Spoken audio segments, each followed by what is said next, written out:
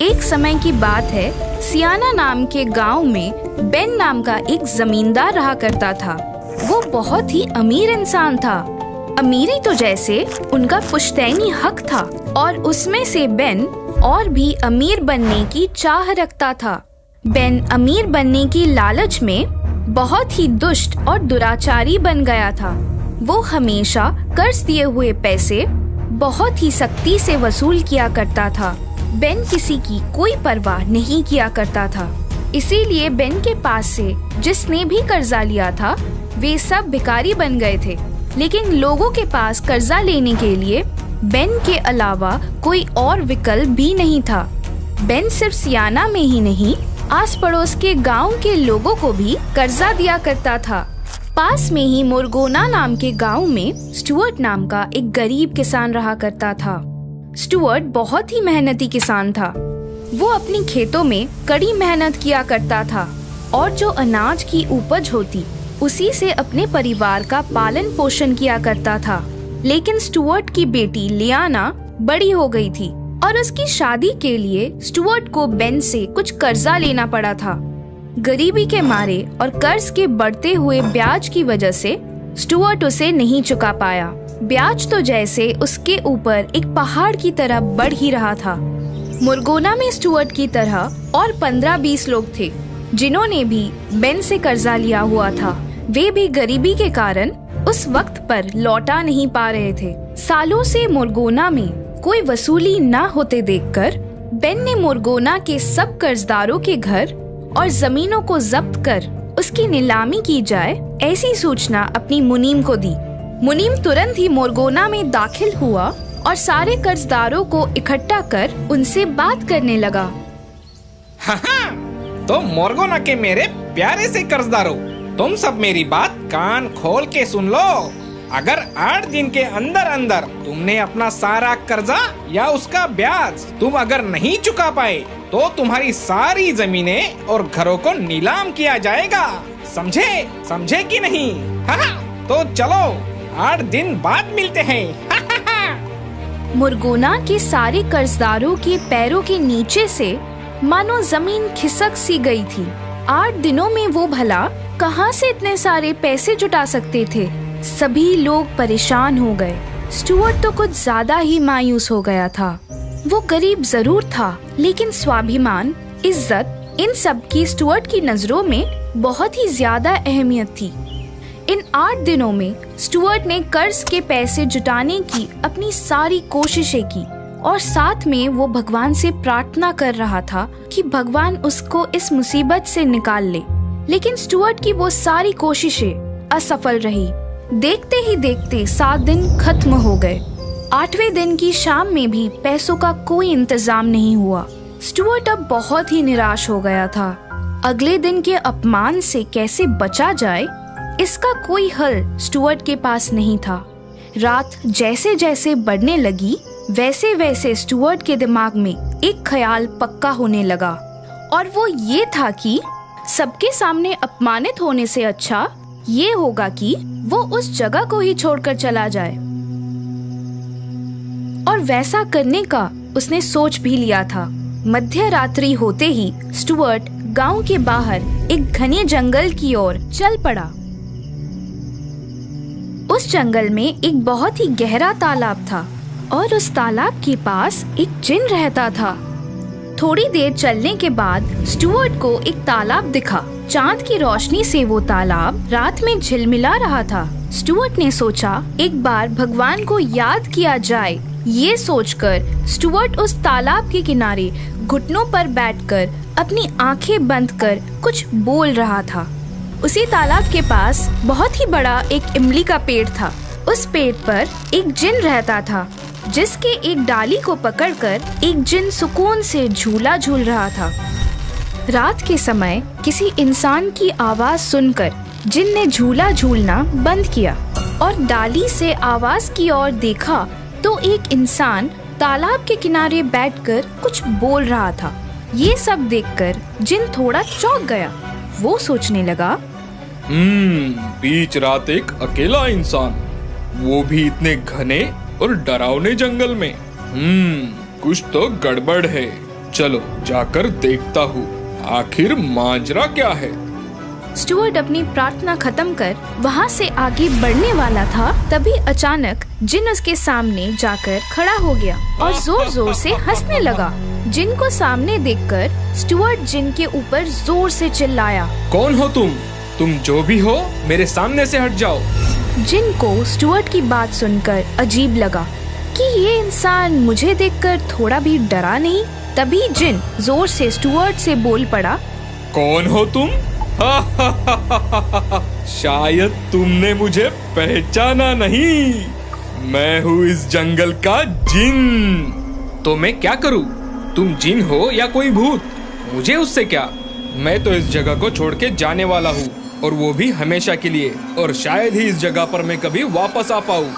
Stuart की बात सुनकर जिन को हंसी आई और वो जोर जोर से हंसने लगा और स्टुअर्ट से, तुम्हारी ये सोच मुझे तो बड़ी अच्छी लगी। तुम यहाँ से हमेशा के लिए चले जाओ, ये तो मेरे लिए अच्छा ही है। लेकिन क्या मैं तुमसे पूछ सकता हूँ कि तुम यहाँ से क्यों जाना चाहते हो? जिन के बहुत जोर देने की वजह से स्टुअर्ट ने अपनी सारी कहानी जिन को बताई। स्टुअर्ट की कहानी सुनकर जिन को बहुत खुशी हुई, क्योंकि बहुत दिनों बाद उसे किसी को सताने का मौका जो मिला। इसीलिए जिन खुशी के मारे झूम रहा था और पेड़ की डाली से झूलते हुए जिन ने स्टुअर्ट से कहा, बस इतनी सी बात? अरे इतनी सी बात के लिए तुम यहाँ से जाना चाहते थे? तुम्हारा क्या जाता है इतनी सी बात कहने में? तुम तो एक जिन हो, इसलिए तुम्हें किसी बात की कोई फिक्र नहीं है। वैसे तुम्हें भी नहीं होगी, और वो भी हमेशा के लिए। वो भला कैसे हो सकता है? बताता हूँ। बस तुम इस जगह को छोड़कर मत जाना। अगर तकलीफ ही ना हो तो भला कौन इंसान अपनी जगह छोड़कर जाना चाहेगा? तो फिर ठीक है, चलो मैं तुम्हारे साथ गांव तक चलता हूँ और रास्ते में तुम्हें बताता हूँ कि तुम्हें आगे क्या करना है। स्टुअर्ट जिन के साथ गांव की तरफ निकल पड़ा। जिन ने स्टुअर्ट को आगे क्या करना है वो सारी बातें बताने लगा। जिन की बातें सुनकर स्टुअर्ट को अब अच्छा लगा। स्टुअर्ट जब गांव में पहुंचा तब तक सुबह होने को आई थी। स्टुअर्ट शांति से अपने घर जाकर सो गया। दूसरी ओर मोरगोना गांव के कर्जदार अपना कर्ज नहीं चुका सकते, इस बात का पूरा यकीन बेन को था। इसीलिए उनके घर और जमीन को नीलाम करने के लिए बेन ने अपने आदमी भेज दिए। थोड़ी देर सोने के बाद स्टुअर्ट अपने गांव के जमींदार के पास गया। स्टुअर्ट को घर आते देख जमींदार को लगा कि स्टुअर्ट पैसे मांगने आया है। तभी जमींदार बड़े दुखी आवाज में स्टुअर्ट से, स्टुअर्ट, मैं आप सब लोगों की मुसीबत समझ सकता हूँ, लेकिन मुझे माफ करना स्टुअर्ट। तुम सब लोगों का कर्जा चुका सकूं, इतनी बड़ी रकम तो मेरे पास नहीं है। कृपया मुझे माफ कर देना स्टुअर्ट। गांव के जमींदार उतने सक्षम नहीं है, ये बात स्टुअर्ट को पता थी। इसीलिए स्टुअर्ट ने बड़े ही शालीनता से जमींदार से कहा, नहीं जमींदार जी, मैं आपको ऐसे धर्म संकट में नहीं डालना चाहता। मैं तो बस आपसे ये कहने आया था कि आप बस मेरे साथ गांव की सीमा तक चलिए। कल रात निराश होकर मैं जंगल की ओर चल पड़ा था, लेकिन वन देवता ने मुझ पर कृपा कर मुझे कुछ धन दिया है। वो सारा धन मैंने गांव की सीमा के बाहर एक बड़े से पेड़ पर छुपा कर रखा है। वो सारा धन आप लेकर हमें मुक्त कीजिए। स्टुअर्ट की बात सुनकर जमींदार किसी को बिना बताए स्टुअर्ट के साथ गांव की सीमा पर चला गया। वहां जाते ही पेड़ पर बैठे जिन ने जमींदार के शरीर में प्रवेश किया। वैसे ही जमींदार का बर्ताव अचानक से बदल गया। वो हंसने लगा। ये देखकर स्टुअर्ट तुरंत बोला, ए जिन, ऐसा कोई काम मत करना कि किसी को हम पर शक हो जाए। ठीक है, चलो अब गांव में जाते हैं। अब नीलामी शुरू ही होने वाली होगी। स्टुअर्ट और जमींदार जब गांव में आए तो उन्होंने देखा बेन का एक आदमी बीचों बीच खड़े होकर नीलामी की शुरुआत करने वाला था। जैसे ही नीलामी शुरू हुई वैसे ही जमींदार के अंदर का जिन जानबूझकर कीमत बढ़ाने लगा। जमीन, घर और बाकी जायदाद की कीमत जिन बढ़ा ही रहा था, तभी सारे गांव वाले जमींदार की ओर चौंक कर देखने लगे, क्योंकि सारी चीजों की कीमत बहुत ही ज्यादा बढ़ चुकी थी। लेकिन इन सब में से सबसे ज्यादा जो खुश था वो था बेन और उसका आदमी जो ये नीलामी कर रहा था। वो बेन से एक बड़े इनाम मिलने की ख्वाहिश कर रहा था। आखिर में सब मिलाकर 10,000 सोने के सिक्कों में नीलामी खत्म हुई। सारी जायदाद अकेले जमींदार ने ही खरीद ली थी। सारी रकम जमींदार से लेने के लिए 2-4 दिन में बेन खुद आएंगे, ऐसा कहकर बेन का आदमी वहाँ से चला गया। वो जाते ही गांव के सारे कर्जदारों ने जमींदार के सामने अपने सर झुकाए और उन्हें प्रणाम किया। अब 2-4 दिन तो जिन को जमींदार के अंदर ही रहना था, नहीं तो जिन के सारे किए कराए पे पानी फिर जाता और फिर जिन को भी तो बेन को सबक सिखाना था। दूसरी ओर मोरगोना से नीलामी की रकम जमींदार से लेने के लिए बेन ने अपने बेटे जेम्स को भेजा। जेम्स अपने आप को बहुत ही होशियार समझता था। दोस्तों के सामने वो हमेशा बड़ी बड़ी बातें किया करता था। 2-4 दिन बाद जेम्स मोरगोना में आया और उसने नीलामी की रकम वसूल की और उसे रकम वापस मिल गई और वो कर्ज मुक्त हो गया। ऐसी बेन की मोहर लगाई हुई कागज उसने जमींदार को दे दी और जमींदार का एक दिन का आतिथ्य लेकर जेम्स अपने गांव सियाना के लिए निकलने वाला था। तभी जमींदार के अंदर के जिन ने जेम्स से कहा, जेम्स, क्या तुम्हें पता है हमारे यहाँ बहुत ही अच्छी नस्ल की बकरियाँ मिलती है। अब तो तुम्हारे पास पैसे भी है और तुम यहाँ पर भी हो, तो कुछ अच्छी बकरियाँ लेकर जाओ। तुम्हारे पिताजी को भी यहाँ की बकरियों के बारे में पता है। बकरियाँ देखकर वो आपसे जरूर खुश होंगे। अब जेम्स भी भला इस बात को कैसे मना करता। उसने सोचा, पिताजी मेरे व्यापारिक चातुर्य देखकर खुश हो जाएंगे। ये सोचकर जेम्स जमींदार की बात मानकर तुरंत वहाँ के बाजार में गया। इधर जमींदार के अंदर के जिन ने बाहर निकलकर एक व्यापारी का भेष बना लिया और बाजार के एक कोने में खड़ा रहा। स्टुअर्ट भी उस बाजार में अपनी बकरी लेकर जिन से थोड़ी दूर खड़ा रहा। जेम्स बाजार में बकरियों की कीमत पूछते पूछते स्टुअर्ट के पास आया। स्टुअर्ट ने अपनी बकरी की कीमत बाकी बकरियों से 2 गुनी ज्यादा बताई। ये देखकर जेम्स स्टुअर्ट से, क्या इस बकरी की इतनी कीमत? क्या ये सबसे अच्छी बकरी है? तभी स्टुअर्ट ने विनम्रता की आवाज में जेम्स से कहा, मालिक, मैं हमेशा सबसे अच्छी ही बकरियां बेचने को लाता हूँ, लेकिन अगर आपको इस बकरी से भी अच्छी बकरी चाहिए तो आप उस कोने में खड़े व्यापारी के पास जाओ। उसके पास एक से बढ़कर एक बकरियां है। जेम्स एक पल भी विलंब न करते हुए उस व्यापारी के पास गया और उनसे पूछा, मैंने सुना है आपके पास बहुत अच्छी नस्ल की बकरियां हैं। मुझे भी अच्छी नस्ल की बकरी चाहिए। जिन ने जेम्स को ऊपर से नीचे तक देखा और उससे कहा, अच्छी? अच्छी मतलब कैसी? अगर आपको कसरत करने वाली बकरी चाहिए तो उसकी कीमत भी ज्यादा होगी। कसरत करने वाली बकरी? भला वो कैसे होती है? अगर आपको वो देखना है तो आपको 100 सोने के सिक्के देने होंगे। जेम्स ने तुरंत 100 सोने के सिक्के निकालकर व्यापारी को दिए। व्यापारी जेम्स को बाजार से दूर एक खुली जगह पर लेकर गया और उसने एक बकरी को आगे किया।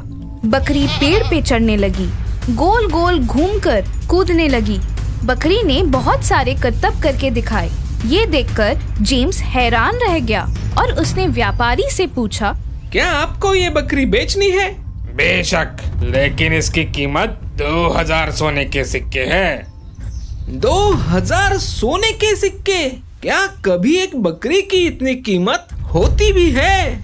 बस तुम तो इतने में ही डर गए। दोस्त, अगर तुम गाने वाली बकरी की कीमत सुनोगे तो क्या करोगे? क्या गाने वाली बकरी? हाँ हाँ, गाने वाली बकरी। लेकिन अगर तुम्हें उसका गाना सुनना है तो तुम्हें उसके 400 सोने के सिक्के देने होंगे। जेम्स ने तुरंत 400 सोने के सिक्के दिए। व्यापारी ने एक बकरी को आगे किया और उसे गाना गाने के लिए कहा। बकरी ने बहुत ही सुरीली आवाज में गाना गाया। बहुत खूब। इस बकरी की क्या कीमत है? 5000 सोने के सिक्के। लेकिन इस बकरी से अच्छी नाचने और गाने वाली बकरी है। अगर 1000 सोने के सिक्के दोगे तो तुम्हें उस बकरी का नाच गाना देखने को जरूर मिलेगा। जेम्स ने बिना सोचे 1000 सोने के सिक्के व्यापारी को दे दिए। व्यापारी ने फिर से एक बकरी को आगे किया। उस बकरी ने 2 पैरों पर नाचकर और बहुत ही सुरीली आवाज में गाना गाकर दिखाया। ये सब देखकर जेम्स बहुत ही चौंक गया। उसने व्यापारी से कहा, मुझे ये बकरी चाहिए। आप इसे कितने में बेचोगे? 10,000 सोने के सिक्के। उससे एक भी सिक्का कम नहीं। लेकिन अब तो मेरे पास सिर्फ 8,500 सोने के सिक्के हैं। कृपया आप ये 8,500 सोने के सिक्के लेकर ये सौदा पक्का कर दो और ये बकरी मुझे दे दो। व्यापारी ने जेम्स को मना किया, लेकिन जेम्स के बहुत मोलतोल करने के बाद आखिर व्यापारी ने सौदा कबूल किया और सोने के सिक्के लेकर बकरी जेम्स को दे दी। बकरी को सियाना गांव की ओर लेकर चल पड़ा। जेम्स के जाते ही जिन स्टुअर्ट के पास गया और अपने अंदाज में स्टुअर्ट से हंसते हुए कहा, स्टुअर्ट मेरे दोस्त, देखा उस साहूकार को मैंने कैसे मजा चखाया। अब सिक्के भी गए और जमीन भी, ना घर का ना घाट का। स्टुअर्ट की आंखें भर आई। नम आंखों से स्टुअर्ट ने जिन से कहा, ये सब तुम्हारी वजह से हुआ है। मैं अभी अभी गांव के जमींदार से कर्ज माफी का वो कागज लेकर आया हूँ और मैंने जमींदार को सब समझा भी दिया है। अब हम सब लोग कर्ज से मुक्त हो चुके हैं। तुम भगवान जैसे हमारी मदद करने आए, इसीलिए ये सब हो पाया। भगवान जैसे नहीं, जिन जैसे बोलो दोस्त। जिन ने सोने के सिक्कों की थैली स्टुअर्ट के हाथों में दी और उसने कहा, ये लो, ये सारा धन जंगल का ही है। तुम और तुम्हारे दोस्त ये सब अच्छे से बांट लो और अच्छे से जियो। और हाँ, अब खुद पर ऐसी नौबत मत आने देना कि तुम्हें इस जगह को छोड़कर जाना पड़े। चलो, अब मैं चला, बाय बाय। ऐसा कहकर जिन हवा में जंगल की ओर चला गया। स्टुअर्ट ने सिक्के अपने दोस्तों में समान रूप से बांट दिए। सब लोग बहुत खुश थे। इधर जेम्स बकरी को लेकर बेन के पास गया और अपने पिताजी से कहा, पिताजी देखिए तो, मैं एक बहुत ही अद्भुत चीज लेकर आया हूँ आपके लिए, जरा देखिए। अच्छा, वो सब बाद में दिखाना, पहले नीलामी की रकम मुझे दो। तभी बेन को रोकते हुए जेम्स ने अपने पिताजी को सारी हकीकत बताई। ये सब सुनकर बेन अपना सर पटकने लगा। बेन को सब समझ में आ गया था कि उसके बेटे जेम्स को किसी ने मूर्ख बनाया है और वो जोर से चिल्लाया और बेन से कहा, अरे मूर्ख, ऐसी बकरियां भी कभी होती है? पिताजी, मैं सच कह रहा हूँ, मैंने अपनी आँखों से देखा है। हम इस बकरी का लोगों के सामने खेल कर बहुत पैसे कमा सकते हैं। और हाँ, राजा के सामने अगर उसका खेल किया तो राजा हमें मुंह मांगी कीमत देंगे पिताजी। अच्छा, तो दिखाओ बेटा, सबसे पहले मुझे दिखाओ। अभी दिखाता हूँ पिताजी। जेम्स बकरी के सामने खड़ा रहा और उसे नाचने और गाने के लिए कहा। 2-3 मिनट हो गए, 4 मिनट हो गए, 10 मिनट भी हो गए। ना ही वो बकरी नाच रही थी और ना ही वो हिल रही थी। जेम उसके सामने डर के मारे वो बकरी को अलग अलग इशारों में समझा रहा था। वो अब बकरी के सामने तालियां बजाने लगा और ये सब देखकर बेन को बहुत गुस्सा आया। उसे ये अपमानजनक लगा और उसे शर्मिंदगी भी महसूस हुई।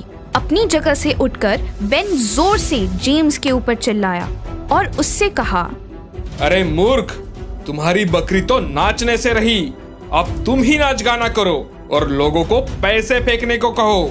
अरे मंद बुद्धि, तुझे किसी ने उल्लू बनाया है और तुम बन गए हो, समझे? उस दिन के बाद जेम्स ने कभी भी किसी के सामने अपनी बड़ाई नहीं करी। और रही बात बेन की, तो बेन ने वो बकरी अपने घर में हमेशा सामने रखी। और उस दिन के बाद बेन ने कभी किसी से ज्यादा ब्याज वसूल नहीं की।